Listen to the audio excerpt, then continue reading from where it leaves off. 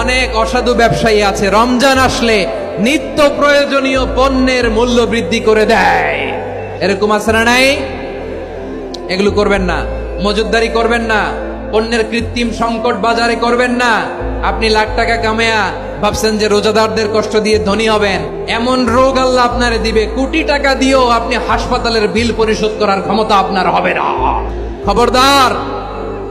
শেষ বয়সে দেখবেন কি কষ্ট আপনার হয়। আপনি রোজাদারদের কষ্ট দিচ্ছেন, আল্লাহ আপনার সুখে রাখবে?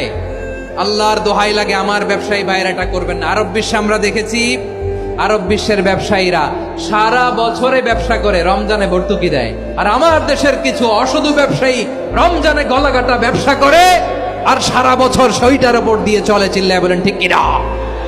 করবেন না, এটা করবেন না। নিত্য প্রয়োজনীয় পণ্যের মূল্য বৃদ্ধি করা হারাম, পণ্যের কৃত্রিম সংকট তৈরি করা হারাম, মজুদদারি করা হারাম, রোজাদারদেরকে কষ্ট দেয়া হারাম। এটা করবেন না।